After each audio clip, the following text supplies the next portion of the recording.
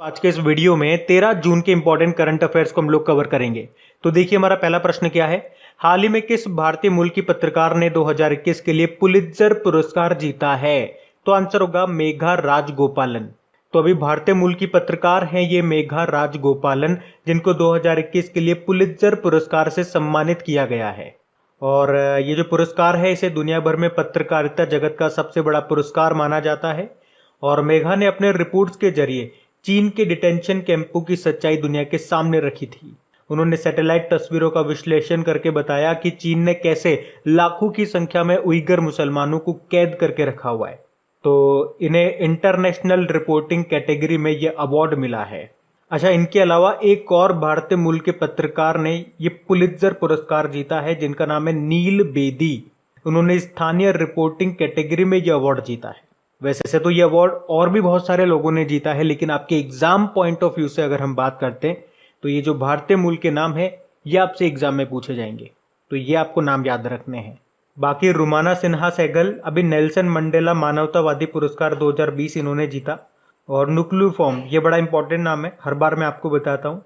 इन्हें Whitley award 2021 मिला था, जिसे ग्रीन ऑस्कर भी कहा जाता है। अमूर फाल्कन के संरक्षण के लिए इनको मिला ये पुरस्कार, और ये पहले भारतीय बने ये पुरस्कार पाने वाले। बढ़ते आगे।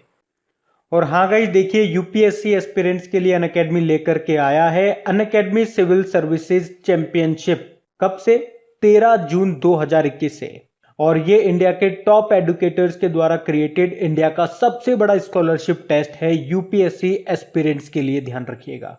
ये फ्री लाइव टेस्ट रहेगा सुबह 10 बजे और 12 बजे के बीच में। और इस टेस्ट में मिलेगी आपको आपके टेस्ट की डिटेल्ड एनालिसिस और ऑल इंडिया रैंक, और साथ ही एक मौका एप्पल के कई सारे प्रोडक्ट्स जीतने का। तो इससे रिलेटेड अगर आप कोई भी जानकारी जानना चाहते हैं तो नीचे डिस्क्रिप्शन में आपको लिंक मिल जाएगा, वहां पे क्लिक करके आप जानकारी ले सकते हैं। और याद रखिए, अगर अनअकैडमी का आप कोई भी प्लस सब्सक्रिप्शन लेते हैं तो आप एक कोड यूज करिए क्रैक एग्जाम 10, इससे आपको इंस्टेंट 10% का डिस्काउंट मिलेगा। अब ये बढ़ते हैं आगे।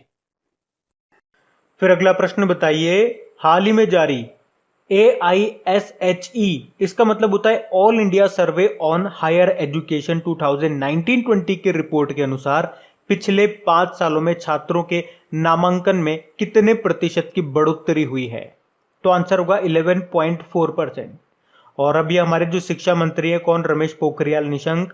उन्होंने अखिल भारतीय उच्च शिक्षा सर्वेक्षण यानी कि all India survey on higher education 2019-20 के नाम से एक रिपोर्ट को जारी किया है। और इस रिपोर्ट में क्या कहा गया कि पिछले 5 सालों में यानी कि 2015-16 से लेकर 2019-20 तक हायर एजुकेशन में सभी छात्रों का सकल नामांकन अनुपात यानी कि ग्रोस एनरोलमेंट रेशो वो 11.4% बढ़ गया।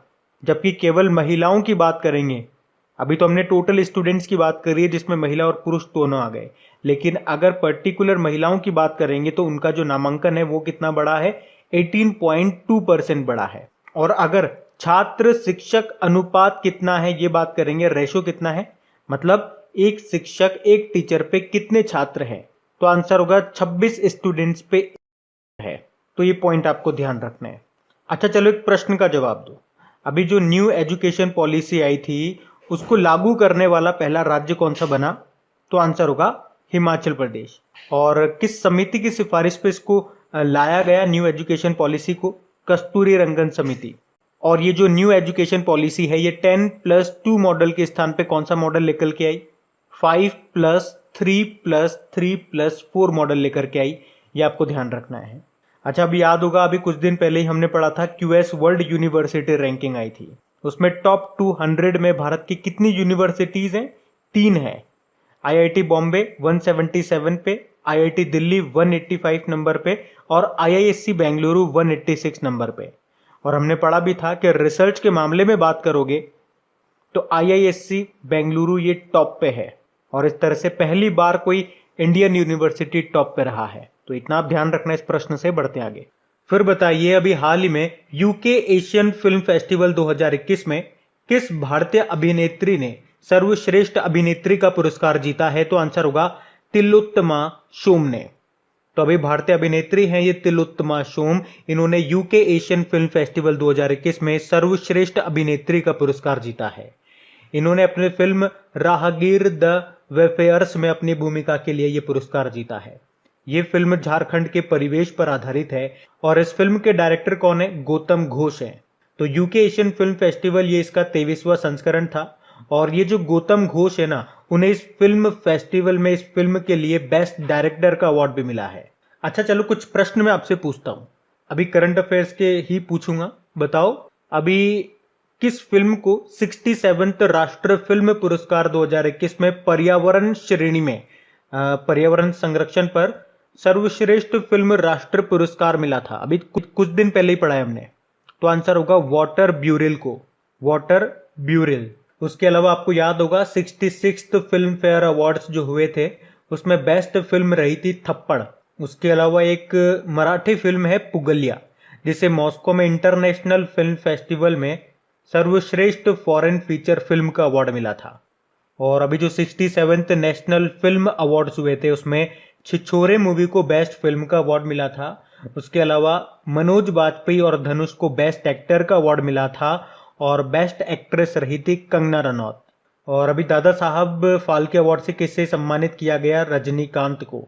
अच्छा अभी हैप्पी बर्थडे नाम की एक शॉर्ट फिल्म भी न्यूज में थी, क्योंकि न्यूयॉर्क फिल्म फेस्टिवल में शॉर्ट फिल्म का अवार्ड मिला था इसे, और इसके लिए अनुपम खेर को बेस्ट एक्टर का अवार्ड मिला था। और बताइए ऑस्कर 2021 में किसे बेस्ट फिल्म का अवार्ड मिला है? नोमैडलैंड को। तो ये सारे पॉइंट ध्यान रखना। आप बढ़ते आगे। बताइए हाल ही में 600 अरब डॉलर से ज्यादा विदेशी मुद्रा भंडार रखने के मामले में भारत कौन से स्थान पे है? आंसर होगा 5वें स्थान पे। तो भारत का जो विदेशी मुद्रा भंडार है यानी कि जो फॉरेक्स है वो पहली बार 600 अरब डॉलर के पार पहुंच गया है। कितना हो गया? 605 अरब डॉलर हो गया। और ऐसा करने वाला यानी कि 600 अरब डॉलर से ज्यादा का फॉरेक्स रखने वाला ये दुनिया का 5वां देश बन गया है। पहला कौन सा है? पहला है चाइना, दूसरा जापान है, तीसरा है स्विट्जरलैंड, चौथा है रशिया और 5वां बन गया भारत। अच्छा देखो, अगर आपसे कभी एग्जाम में इस तरह का प्रश्न पूछा जाए कि विदेशी मुद्रा भंडार में कितनी चीजें शामिल है, तो 4 चीजें शामिल है। कौन कौन सी? गोल्ड हो गया, सोना, फॉरेन करेंसी हो गया, उसके अलावा आईएमएफ में रिजर्व कोष हो गया और एसडीआर हो गया। अब ये एसडीआर मतलब क्या होता है? एसडीआर की फुल फॉर्म होती है स्पेशल ड्राइंग राइट्स। तो ये आईएमएफ की एक खास तरह का रिजर्व करेंसी है, या यूं कह दो कि ये आईएमएफ की करेंसी है। तो आईएमएफ के सभी लेन देन एसडीआर में ही होते हैं, इसलिए इसे आईएमएफ की पेपर गोल्ड भी कहा जाता है। अच्छा, क्या एसडीआर में इंडियन करेंसी शामिल है? तो आंसर होगा नहीं है। फिर कौन कौन सी करेंसी इसमें शामिल है?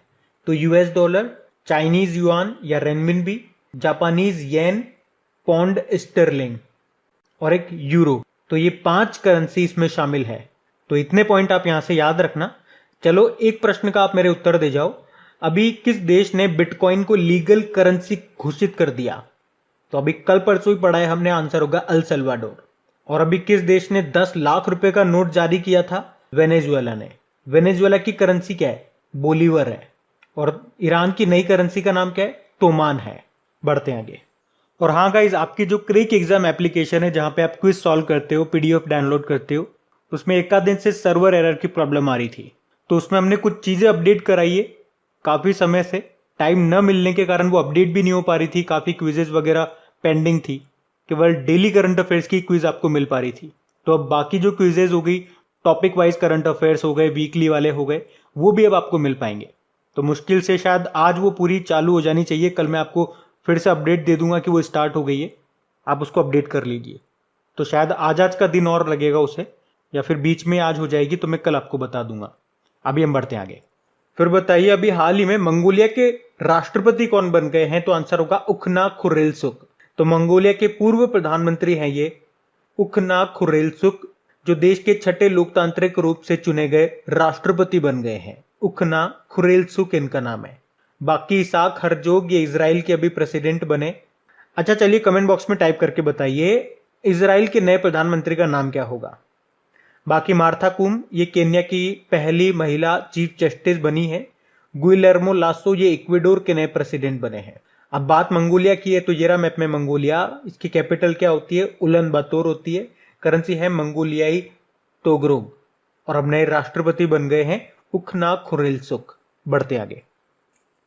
फिर बताइए, हाल ही में किस बैंक ने कवच पर्सनल लोन योजना को शुरू किया है? तो आंसर होगा एसबीआई ने। तो अभी एसबीआई ने लोगों को कोविड के इलाज में आर्थिक तंगी का सामना न करना पड़े उसके लिए ये कवच पर्सनल लोन योजना को शुरू किया है, जिसमें कम ब्याज दर पर लोन दिया जाएगा। और कितना लोन दिया जाएगा? 5 लाख रुपए तक का लोन दिया जाएगा और 8.5% का ब्याज आपको देना होगा। इसमें 60 महीनों तक के लिए है ये योजना। और कितना रुपए हमने बताया? 5 लाख रुपए तक का आप इसमें लोन ले सकते हो। 60 महीने तक के लिए ब्याज 8.5% होगा। तो इसका उद्देश्य क्या है? उद्देश्य मैंने आपको बता दिया, ग्राहकों को कोविड-19 उपचार के लिए चिकित्सा खर्चों को पूरा करने में मदद करना इसका मेन उद्देश्य है। और इसमें 3 महीनों की मोहलत भी शामिल है। बाकी देखो, अभी डीबीएस बैंक, अभी वैसे तो ये सिंगापुर में इसका हेडक्वार्टर मिलेगा आपको। और अभी फोर्ब्स ने भारत में सर्वश्रेष्ठ बैंकों की 2021 की जो सूची जारी की थी उसमें टॉप पे था ये डीबीएस बैंक इंडिया। बंधन बैंक के अभी एमडी सीईओ फिर से बन गए सीएस घोष। और इक्विटास स्मॉल फाइनेंस बैंक से आपको याद होगा एनआरआई ग्राहकों को ऑनलाइन खाता खोलने की सुविधा देने वाला पहला स्मॉल फाइनेंस बैंक बना है ये। देखो, एसबीआई का हेडक्वार्टर आपको मुंबई में मिल जाएगा। इसके चेयरमैन कौन है वर्तमान में? दिनेश कुमार खारा है। वैसे अभी कुछ समय पहले एसबीआई ने टाइटन कंपनी के साथ मिलकर के भारत की पहली कॉन्टैक्टलेस पेमेंट घड़ी जिसका नाम था टाइटन पे, उसको भी लॉन्च किया था।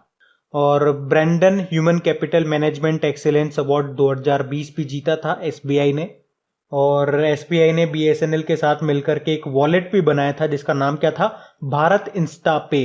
तो ये भी आप ध्यान रखना। बढ़ते आगे। फिर बताइए, दुनिया की सबसे लंबी केबल जिसका नाम है फर्मिना, इसका निर्माण किस कंपनी के द्वारा किया जा रहा है? तो आंसर होगा गूगल। तो अभी गूगल ने घोषणा की है कि वे फर्मिना नाम से एक समुद्री केबल का निर्माण कर रहा है जो अमेरिका, ब्राजील, उरुग्वे और अर्जेंटीना को, और ये केबल जो दुनिया की सबसे लंबी केबल होगी, इसका उद्देश्य क्या है? इन क्षेत्रों के बीच में इंटरनेट कनेक्शन क्षमता को बढ़ाना। और ये जो केबल है ये अमेरिका के पूर्वी तट से अर्जेंटीना तक चलेगी और साउथ अमेरिका में यूजर्स के लिए गूगल की सेवाओं तक पहुंच में सुधार करेगी। अच्छा, इसी तरह से केबल से आप कुछ कनेक्ट कर पा रहे होंगे। हम लोगों ने पढ़ा था, रिलायंस जियो ने कहा था कि वो भारत को जोड़ने वाली सबसे बड़ी अंतरराष्ट्रीय पनडुब्बी केबल प्रणाली का निर्माण करेगी। इसमें 2 साइबर केबल वो सिस्टम बिछाएगा।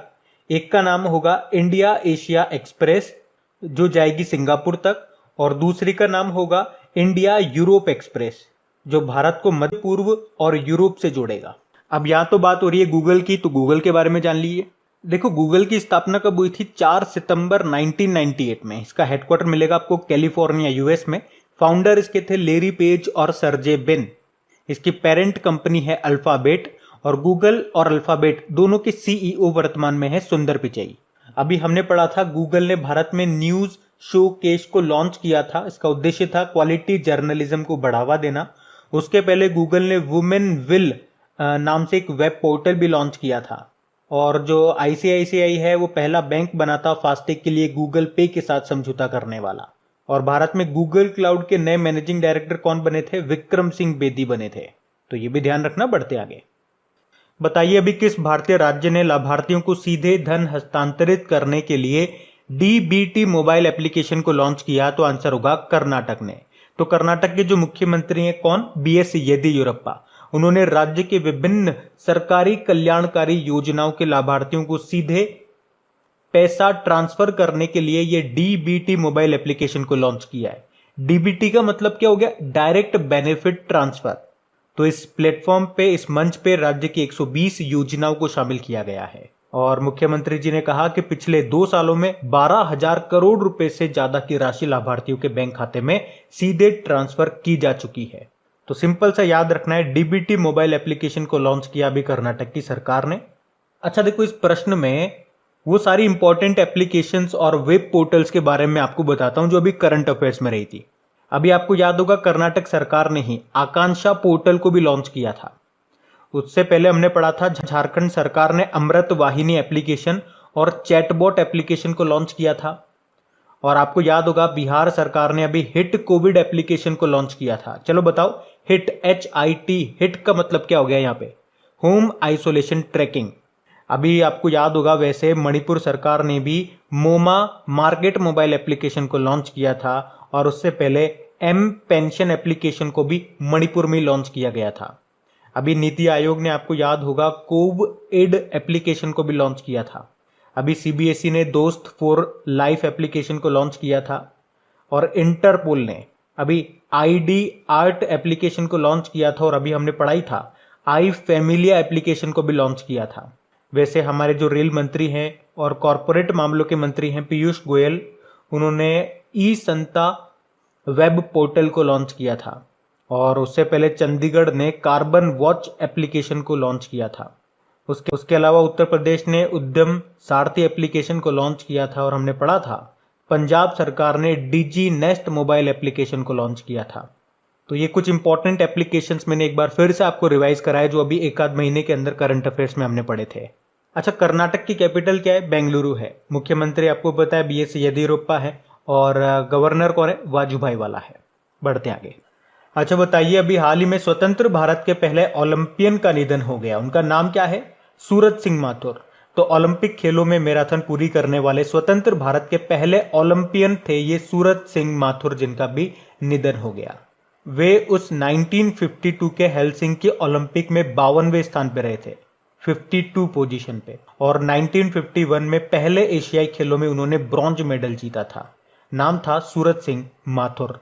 चलिए, एक प्रश्न का आप मुझे जवाब दीजिए कमेंट बॉक्स में। भारत की पहली महिला कार्डियोलॉजिस्ट का नाम क्या है? इनका भी कुछ समय पहले ही निधन हुआ था और मैंने आपको कहा था ये नाम याद रख लेना। बताओ अब नाम क्या है? बाकी सिद्धलिंगैया की बात करेंगे तो प्रसिद्ध कन्नड़ कवि थे ये, इनका भी अभी निधन हो गया। ये कर्नाटक के पहले प्रमुख दलित कवियों में से एक, लोग प्यार से इन्हें दलिता कवि बुलाते थे। बाकी राधा मोहन पद्मश्री सम्मान से सम्मानित प्रसिद्ध अर्थशास्त्री और पर्यावरणविद थे ये प्रोफेसर राधा मोहन जी, इनका भी निधन हो गया अभी। वैसे ये उड़ीसा के पूर्व सूचना आयुक्त भी रह चुके हैं। अच्छा बताओ, अभी भारत के नए सूचना आयुक्त इलेक्शन कमिश्नर कौन बने थे? एक और प्रश्न हो गया आपके लिए। और बुद्ध देव दास गुप्ता की बात करेंगे तो प्रसिद्ध राष्ट्रीय पुरस्कार विजेता बंगाली फिल्म निर्देशक थे ये बुद्ध देव दास गुप्ता, इनका भी अभी निधन हो गया। तो एक ही प्रश्न में मैंने आपको 3-4 प्रश्न कलेक्ट करके बता दिए निधन वाले, तो इनको ध्यान रखना। सबसे इंपॉर्टेंट तो इनका नाम है सूरज सिंह माथुर का। बढ़ते आगे। फिर बताइए, हाल ही में कौन सा देश अपना पहला स्टील्थ नौसैनिक पोत बना रहा है? तो आंसर होगा रशिया। तो रशिया अपना पहला नौसैनिक जहाज बना रहा है जो पूरी तरह से स्टेल्थ तकनीक से लेस है। तो स्टेल्थ तकनीक से इस पोत का पता लगाना मुश्किल हो जाएगा, मतलब ये रडार की पकड़ में नहीं आएगा। और इस जहाज को अगले साल यानी कि 2022 तक नौसेना को दिए जाने की उम्मीद है। और ये जो युद्धपोत होगा ये क्रूज मिसाइलों से, विमान भेदी मिसाइलों से और तोपखानों से लैस होगा। ये पनडुब्बियों को खोजने और उनको नष्ट करने में भी सक्षम होगा। वैसे देखो, यहीं से लिंक करके मैं आपको बता दूं कि अमेरिका का जो F-22 रैप्टर और F-35 है वो विश्व का सबसे बेहतरीन स्टेल्थ टेक्नोलॉजी का उपयोग करने वाले लड़ाकू विमान है। अभी आपको याद होगा, भारत का पहला विध्वंसक जहाज डेस्ट्रॉयर जिसे अभी डीकमीशन कर दिया गया, क्या नाम है उसका? INS राजपूत उसका नाम था। अब बात यहां पे रशिया की है, तो ये रहा मैप में रशिया। देखियो, रशिया की कैपिटल मॉस्को है, करेंसी रूबल हो गई, प्रेसिडेंट व्लादिमीर पुतिन और प्रधानमंत्री है मिखाइल मिशुस्टिन। यहाँ की संसद का नाम क्या है? ड्यूमा है। अच्छा, रशिया के चांद मिशन का नाम क्या है? लूना 25 है। और याद रखना, रशिया 2030 तक अपना अंतरिक्ष स्टेशन भी बनाएगा। अभी मॉस्को इंटरनेशनल फिल्म फेस्टिवल 2021 में किस मराठी फिल्म ने बेस्ट फॉरेन लैंग्वेज फीचर का अवार्ड जीता? ये प्रश्न आपके एग्जाम में आएगा, तो क्या आंसर करना है आपको? पगल्या मूवी, मराठी फिल्म है ये। उसके अलावा रशिया ने जानवरों के लिए दुनिया का पहला कोविड-19 टीका भी बनाया था जिसका नाम था कार्निवेक कोव। और अमेरिका के बाद रशिया दूसरा देश बन गया है ओपन स्काईज ट्रीटी से बाहर होने वाला। अभी रशिया ने हाइपरसोनिक क्रूज मिसाइल है जिरकॉन, उसका भी सफल परीक्षण किया था। और रशिया के साथ कौन सी एक्सरसाइज करते हैं हम? इंदिरा एक्सरसाइज करते हैं, जो कि एक ट्राई सर्विस एक्सरसाइज है। बढ़ते आगे। फिर बताइए, हाल ही में माइलैब ने किसे अपना ब्रांड एम्बेसडर बनाया है? तो आंसर होगा अक्षय कुमार को। तो बायोटेक्नोलॉजी कंपनी है ये माइलैब डिस्कवरी सॉल्यूशन, और इसने अभी अक्षय कुमार को अपना नया ब्रांड एम्बेसडर बनाया है। तो ये वही माइलैब है जो हमने पढ़ा था कि पुणे स्थित माइलैब ने देश की पहली कोविड-19 सेल्फ टेस्ट किट लॉन्च की थी, कोविशेल्फ नाम से, याद होगा आपने, जिसे आप घर बैठे ही कोरोना की जांच कर सकते हो। अभी अक्षय कुमार ये पगार बुक के भी ब्रांड एम्बेसडर बने थे। विश्वनाथ आनंद ये हमारे पहले ग्रैंड मास्टर हैं, अभी world wide fund India environment के ये ब्रांड एम्बेसडर बने थे। सचिन तेंदुलकर ये पेटीएम फर्स्ट गेम्स के ब्रांड एम्बेसडर बने और सोनू सूद एसर इंडिया के ब्रांड एम्बेसडर बने थे। वैसे पंजाब सरकार ने इन्हें पंजाब में लोगों को टीकाकरण के लिए प्रेरित करने के लिए अपना ब्रांड एम्बेसडर भी बनाया था, और अभी चुनाव आयोग ने भी सोनू सूद को पंजाब का स्टेट आइकॉन बनाया था, तो ये भी ध्यान रखना। आप बढ़ते आगे। फिर बताइए, हाल ही में आरबीआई ने किस डिप्टी गवर्नर का कार्यकाल 2 साल के लिए बढ़ा दिया? तो आंसर होगा महेश कुमार जैन।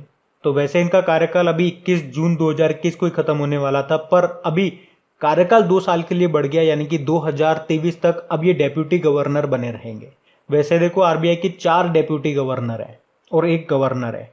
गवर्नर का नाम तो आपको पता ही है, शक्तिकांत दास है। और कौन से नंबर के गवर्नर हैं? तो 25वें नंबर के हैं।